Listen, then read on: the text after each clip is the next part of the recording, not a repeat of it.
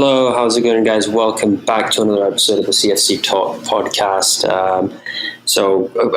It's just a small podcast this time because of the fact that the West Ham game wasn't as interesting as we thought it might be. But of course, the game after that, Chelsea versus Real Madrid, will be an incredible game. We're playing away first, which is a great sign. Our record away has been pretty good this Champions League, and then we get to see Hazard come back at the Bridge on the 5th of May, which is also a very, very interesting game to look forward to. But Alex, sorry, before we get ahead, Amart sadly couldn't join us tonight, so it'll only be Alex and I. So Alex, West Ham, I think we could sum it up in 10 minutes if we want.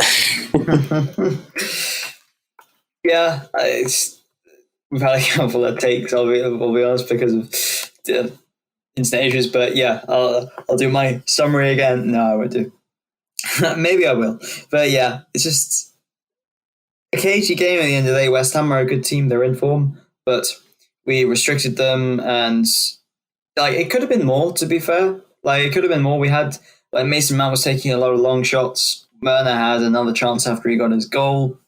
But overall, a hard-fought victory, and you can just tell that this team, in the big games, they click, and they know what they have to do, and this was more of the same. So it's quite promising for the rest of the season now. Every game is against a really good team. So, yeah, just a solid, a good win, but it's promising for what can be done, particularly on Tuesday against Real Madrid, but also for our remaining Premier League games.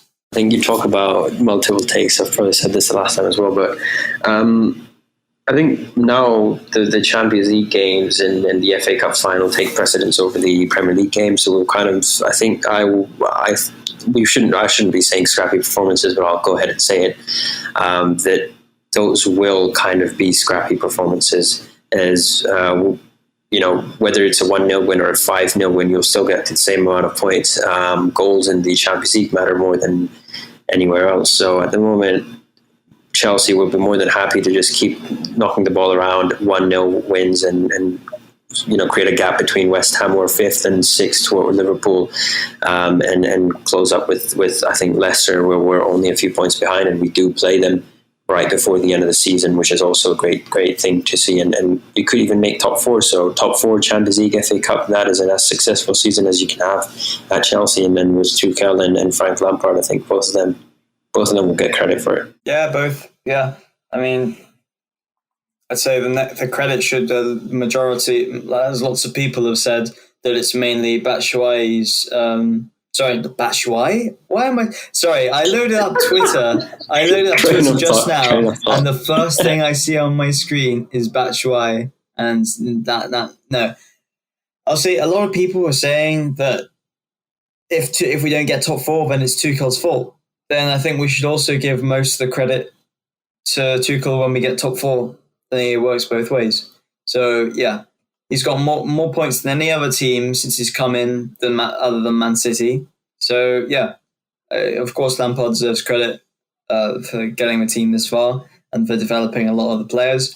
But, yeah, and all respect to him. But if we're going to lay the blame on Tuchel if we don't get the results, then I think we should adequately or praise him as much for when I'm pretty sure it's when he does, because we're in such a fantastic position at the moment in terms of being in the cup final, being in the Champions League semi-final, and being in the top 4 right now.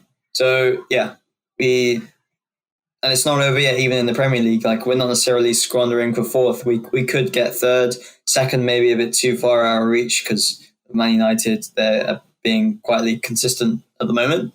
But, yeah, a lot of credit to Tuchel for getting us into this position after we were 10th. There's no other way about it. We were 10th, I think, or was it 9th? And so many teams ahead of us. There. So many teams in between us, and the job he's done with quite a few players, particularly making them look twice the players that they are at the moment. I'm looking like Andreas Christensen. Christensen yesterday was unbelievable. Absolutely unbelievable. I mean, I'm maybe a bit biased. I mean, Mount was also fantastic as well, but I also loved Christensen's performance from right centre back. It was absolutely beautiful. Like, considering he went to West Ham last year. Sorry, we went to the Olympic Stadium, Olympic Park. I can't remember what the stadium is actually called. But considering he went last London year, Stadium? London Stadium, yeah, he went to the London Stadium. He put in a disaster class, as did Rudiger, but both of them came today and they played fantastically.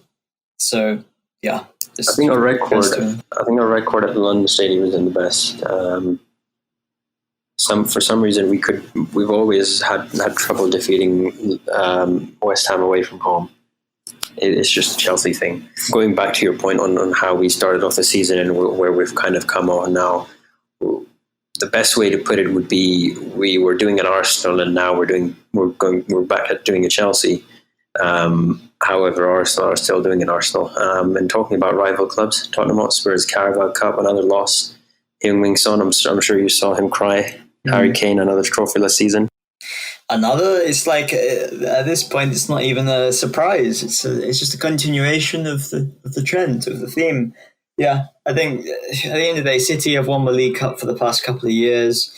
Unless we're in it, City win it. Really, at the end of the day, we're the only team that can in this country that can go that like. Where City normally play pretty well at Wembley, despite us beating them this season, and they're like another team that really raise their levels normally. So yeah, whenever we win the League Cup, I fully expect City to win it. So yeah, I think it wasn't a surprise. I don't think they just it's not in the Tottenham until some manager. Yeah, at the end of the day, they sacked a manager. They sacked the only manager who's ever beaten Pep Guardiola in a cup final 5 days before the final, and employed a guy who's never managed senior football in his life to try and do something, and it didn't work. So I think it's a Mourinho masterclass, to be honest. Yep. It's great from him. He made sure the performances were bad, so he gets sacked before the final. Yeah. His record against Guardiola in the final is almost, I think it's 100%. So he was like, you know what? I'm not going to let Tottenham catch up with Chelsea at all. And I think there's this account on Twitter which counts the days since the last time I think they won a trophy or an actual tournament. And it was 4,808 days, which was nice to see. It's a long time. Here's a question for you to make the podcast a bit interesting. Tottenham win the UCL, or Chelsea finish 10th and don't win any trophies? 10th, of course. Tottenham can't be allowed to win the Champions League. Can't be allowed to win anything, and I'll take 10th. 10th for us in 15-16 did us a world of good. No Champions League football, and then we just completely steamroll the league the next year. So just like we did in 2016. So yeah, no problem with that. We can finish 10th. Europa League, on the other hand, if we finish 6th or 7th, that would be tougher. That would be a much tougher thing because Europa League sucks.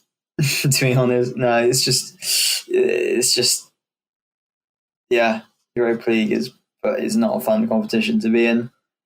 No, I would still take Europa League because there'd be more opportunities to integrate the youth in. So there's still positives in that. There's still positives even us finishing 10th or even 15th. But yeah, can't be allowed. Yeah. No positives whatsoever of Tottenham. With Tottenham win anything, yeah, they can have the Audi Cup to themselves every year. That's fine. Yeah. Anything else, we're taking it away from them. But yeah, I think not much going back to the West Ham game. Kind of after derailing from there, not much to say other than Ben Chilwell. That tackle on him, I don't think it was a red card at all. VAR is just a. Sorry. Yeah. Yeah. I agree. Go for it. Sorry. Yeah, you're right. Like, I think if you look at all the YouTube comments on the Chelsea highlights, it's like there's a 50% split between half of everyone is saying that, it's great Timo Werner's finally off of his bad run, and then the other half is just complaining about how silly that red card is. It's a pretty awful decision. Yeah, I think they need to have a relook at VAR and kind of make sure they use it the right way, or else it's going to be an ESL kind of thing where fans are going to start demanding for its exit from Premier League and the European leagues as well. But going back to the point you made, Timo Werner, we say he's struggling in form, but a good stat to kind of look at overall. His first season at Chelsea, 20 goals and assists, 7 penalties won for Chelsea, and that's not including the ones that he scored, as well as the one that or the goals that he scored from penalties. So that should be probably a bit higher. The goals and assists overall, 47 million for that, and he's not even yet in his prime. Good investment. Yeah, of course it is. It's just a shame because he could add more. He should have way more. Yes, because he's not an out-and-out centre forward, and he brings so much with his pace and his decent decision making, most of the time at least. Yeah, I'd say if he continues where he's been recently and maybe gets to like 10 Premier League goals, and hopefully has an effect on Real Madrid or in the Real Madrid games, then I think he's got 5 games to score 5 goals. No, he's on 6. He's on 6. He's on 6 in the Prem. Oh, I think. Okay, so he needs 4 goals in the next 5 games. Yeah, it's possible. It's possible. I think. Get a couple. I see a hat trick against Man City coming. Yeah, I do think he can, because you never know if we get a penalty. Or to be fair, Jorginho, it'll probably be Jorginho. But if Jorginho isn't on the pitch, then Timo should take it. And even if he doesn't, I do. We'll be coming up against teams that won't be sitting back all the time. So there'll be chances, and I really hope he does get to 10. But still, if he can get close, even if he gets to 10, and then or has an effect on Real Madrid, maybe gets one of the goals in over the 2 legs and helps us get to the final, then I think we can really say that he's had a good first season, or not good first season. Because yes, he's not scoring lots of goals, he's not setting the league alight, but his impact, he is probably the fastest player at the club at the moment, and he uses his pace so well, and he never stops trying. And there's just so much to him other than goals that is going right for him that you can't drop him. I don't think in our biggest games I would start him. It's just need to manage him. He does need to be getting more goals, but I would still start him in the biggest of games because his pace is just undroppable. You can't get rid of that. And I'll be really interested to see what happens against Real Madrid, because Havertz, he did not play at all against West Ham, so I'm pretty sure he'll get the start. And then for the other winger, it's tricky. He might even go with Giroud, because Giroud didn't play at all either. And Giroud didn't get on the bench, so you never know. Or maybe even starts Tammy. Who knows? But yeah, I think what I was going to add on to that Werner point was, I think he set his bar so high at Leverkusen, right? Yeah, Leverkusen, that even an average season seems like a bad season for him. I'm trying to find a striker who was at this level. I think at Chelsea, I think Tammy Abraham, was he at 20 last season or the season before? Or was it more than that? Sorry, what was the question? I was just trying to compare him with Tammy Abraham from last season or the season before. I'm just trying to think whether they are on the same level in terms of goals and assists. I'm not quite sure. I reckon Timo is... Well, that's the thing. A lot of Tammy's goals Tammy's stats are inflated by the fact that he scored 8 again in 3 games at the start of last season, which isn't a bad... it's not an opinion. It's the fact that they are high. They look higher than you'd think for the whole season because he scored 8 in 3 games. But I'm pretty sure that Timo this season has more goals and assists than Tammy last season. I'm pretty sure. In fact, I'm going to... Yeah, so I think it's just that with the with Timo, it's that the bar has been set so high, and I think that's the problem with Havertz as well, that you kind of, even when they have an average performance, you kind of still degrade them, and you kind of still say, you know what, they can do better, because you've seen their potential at Leverkusen and Leipzig. I think I got the team wrong for Timo Werner before. Nothing much more to add from the West Ham game. It was what it was. It was right in front of the fans, 1-0 against West Ham. Now we're 5 points ahead of West Ham. 3 points ahead of West Ham and 4 points ahead of Liverpool. Which is a great thing, and only 1 point behind Leicester, who's got a game in hand. So this is a very tough. This will go down to the wire, as it did last season, and we clinched in the last game. But the next game in hand, Real Madrid. It's a big one. Eden Hazard, Thibaut Courtois, Kovacic. There's so many players from both teams. I just first like to point out that I'm a fraud. That in the past 30 seconds, I've got a lot of things wrong about Timo and Tammy. About Tammy Abraham.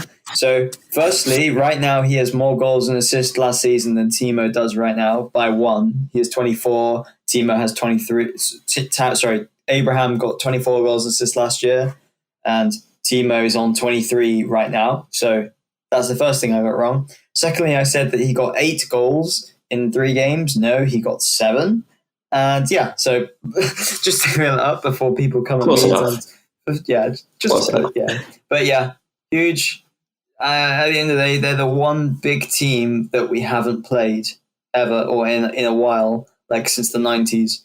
We've played every other. I mean, maybe other than, to be fair, Juventus. Juventus is the other big one we haven't really played in competition in a while. But it's weirdly the teams that play in white.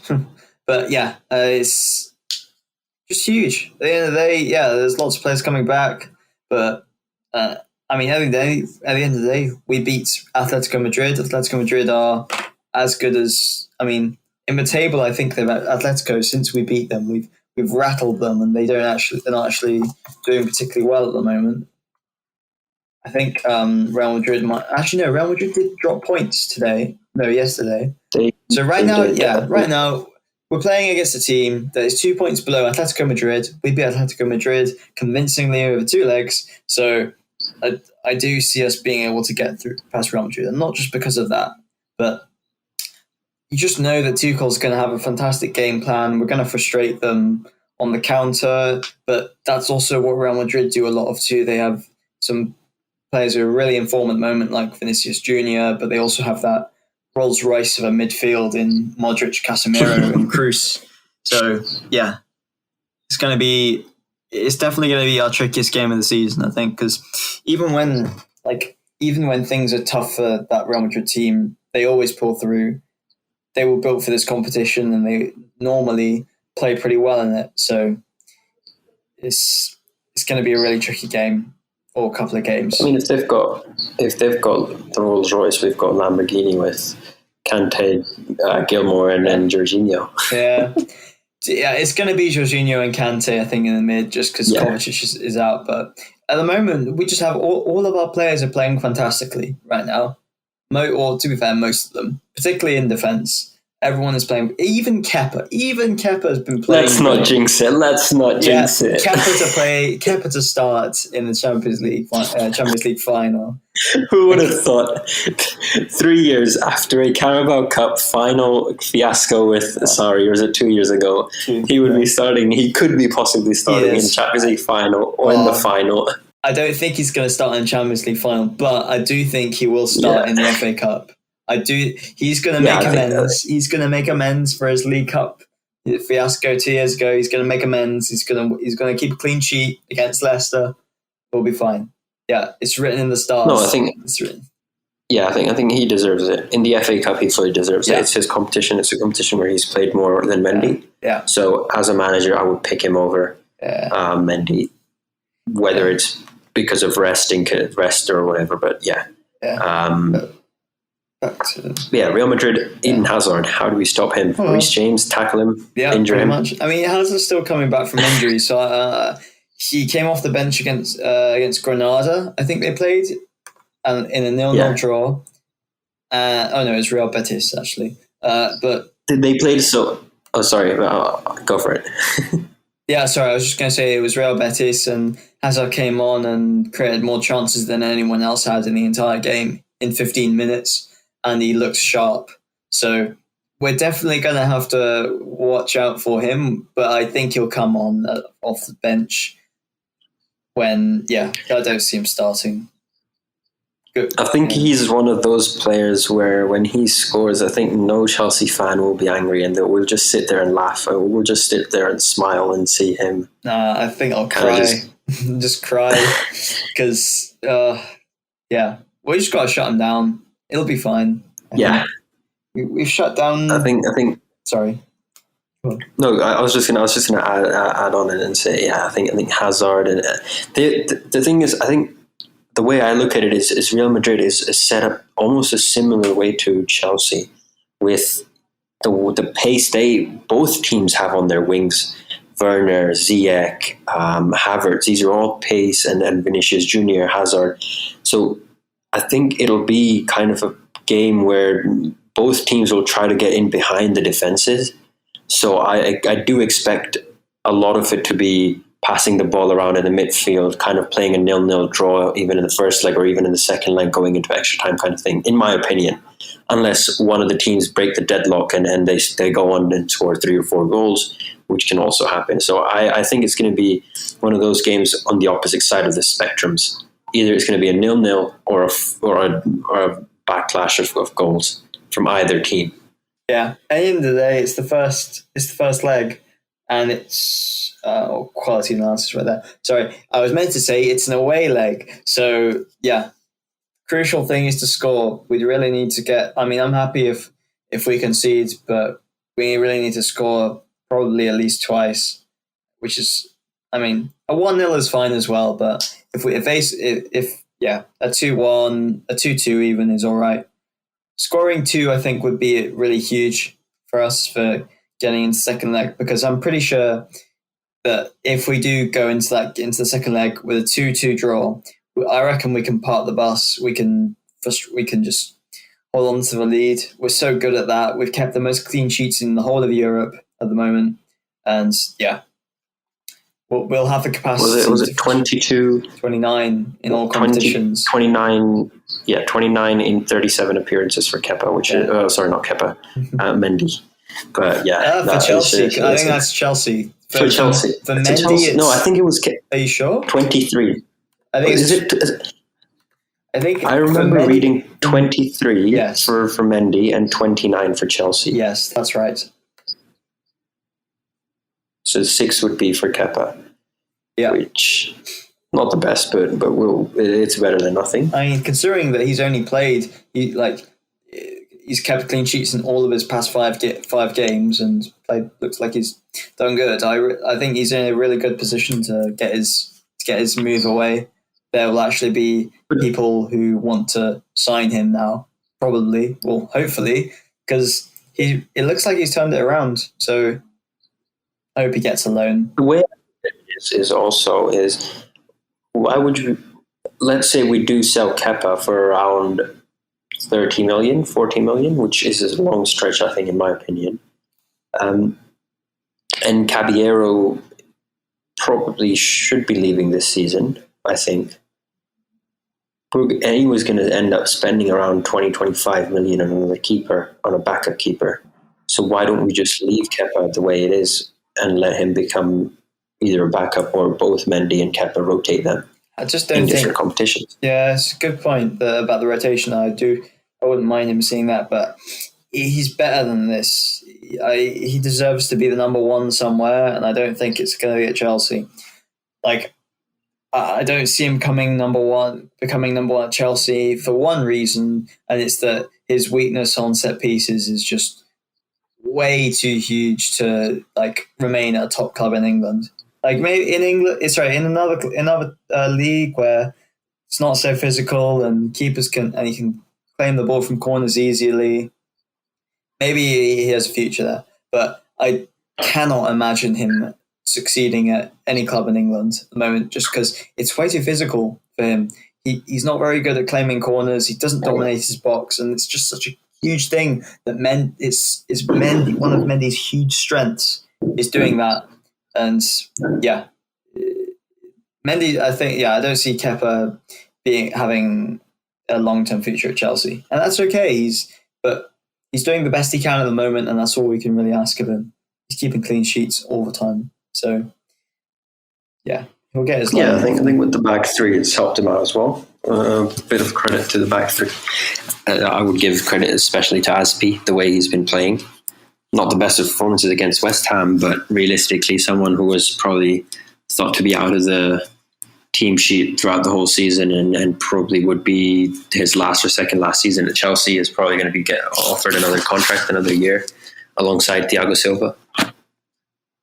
Yeah, I mean, Aspi, it's the thing, like, we have a lot of our defenders run out of contract in the next couple of years because we haven't really bought any extra ones in the bit or long-term defenders in the past couple of years. So all our old ones are now, they're coming. Their contracts are now coming in. So I think, Christensen, for example, there are loads of contract rumors about him signing a new one because his one is due to expire next season. Same with Aspi, I think. Or does his contract end this season or next? Yeah, it's the end of next season. So, yeah, there's lots of defenders who we need to keep them on. And Aspi, of course, he's way too good to let go. Aspi, he's still at his peak. I reckon he'll have a couple of years left at Chelsea and particularly at centre back. I don't see him. I mean, you saw it against West Ham. I meant West Ham. He got outpaced a lot by. They have a left back called Ryan Fredericks, West Ham, and Ryan Fredericks, he tore Aspi a new one on a couple of occasions. He's really, really fast, and he got past Aspi so many times, which is really why I was surprised that Aspi was played at right wing back. It was quite brave. Aspi, he can stay at the club for a couple of years. He's great at right centre back. He's got his cover in Reece James on the right wing back position, who offers more of the legs, literally and figuratively, because Reece James' legs are huge. But yeah, just perfect. We don't need to get rid of him and be forced into trying to buy a backup centre back for 15, 20 million. It's just a waste. And he's a good leader as well. He's not the best leader, but he is a leader.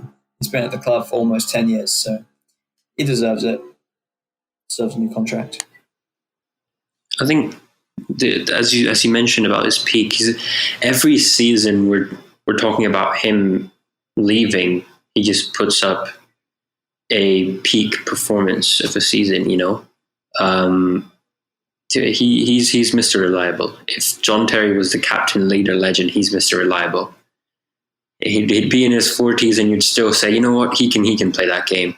He can still outpace a few of the players. Maybe not everyone, but yeah, he can still stand in there in defense and do his job and do it properly. And I think Chelsea's been very lucky enough to transition from, I think, Lampard as a captain to Terry and then into Cesar Azpilicueta. And I think now it's transitioning into either Jorginho or Mason Mount, depending on whoever it is. And it's always great to see. And then when you have characters like that in the team, you kind of just give them, and maybe next season Tuchel decides, you know what, I'm going to go with the back four. I want to make use of more of our attacking players. Pulisic, Ziyech, wants both of them on the pitch with everyone else. Aspi might not have a place, but the character that he's going to bring into the team and the spirit and the experience that he has is just going to be uncountable for Chelsea, I think, in my opinion as well. Yeah. Who's saying that every year that Aspi needs to leave? I want to know. Because I don't know. Okay. So I think that statement was a bit vague, but in the sense of when you would have, okay, let's take this season. If Tuchel wasn't here, would we have seen this much of Aspi? No, we wouldn't. Mainly because we wouldn't have used right centre. That we just don't use five at the back a lot. So as in, we would have probably sidelined him and used him in the FA Cup fixtures or the second tier fixtures. No offense to him, but with Tuchel coming in, he's become a solid defender back into the team. He's been, I think he has started more games than any other defender, if I can, or I don't think I've seen Asby off the team sheet in a long time. Can't remember the last time he was in there. I think he may have got rested in 1 or 2 Premier League games under Tuchel. But he's been an important aspect. In the last 15, 20 games, he's probably played most of them. So I think it's nice to see Tuchel utilise him, and hopefully Chelsea do give him another year on the contract. And also, talking about contract, Olivier Giroud leaving Chelsea at the end of the season, kind of expected that. Yeah. I mean, it's not confirmed, is it? But it's like, I think everyone knows right now that he'll leave. Same with not same with Tammy, but yeah, he's too good to be third choice striker. Even Tammy can leave. Yeah, Tammy could as well. He's too good to be. He's too good to be third choice at Chelsea. He could easily be second or first, even a couple like mid-table clubs, or even maybe other Champions League playing clubs, perhaps in France or Italy, maybe.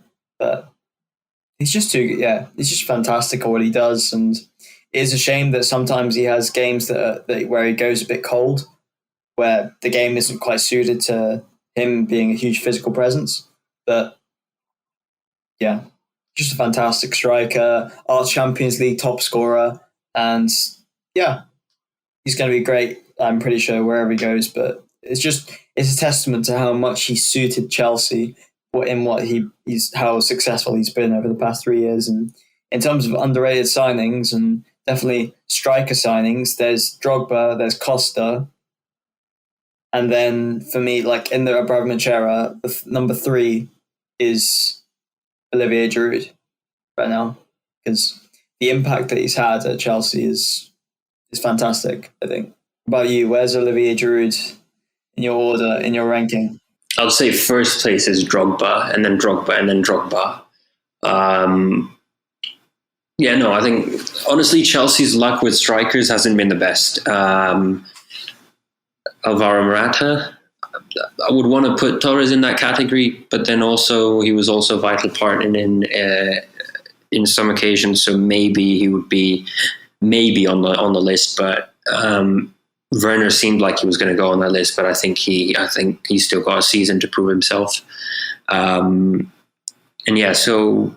Olivier Giroud made that switch, and I think this is even from a personal perspective, Giroud must be sitting on his lounge and just be thinking, you know what, I dodged a bullet with Arsenal. Came to Chelsea, he's won Europa League and FA Cup, I think. Carabao Cup, I can't remember. Have we won one in the last 3 years? No. Yeah, so I think 2 trophies, and then hopefully he'll win another FA Cup and then a Champions League at the end of the season. Yeah, he's got to win it. He's got to leave with the trophy.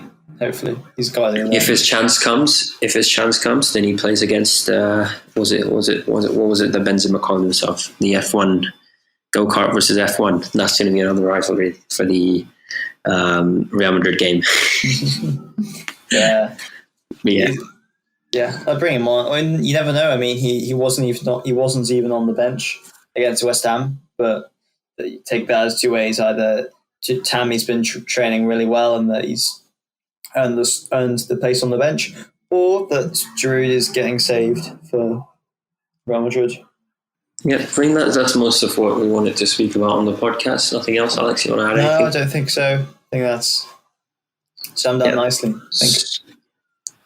I think, guys, anything we say from now on is going to be kind of an important notice for the fans. Would be like, you know what, the games are not going to be as interesting as they were in the start of the season. Yes, Champions League. That's podcast that we really look forward to.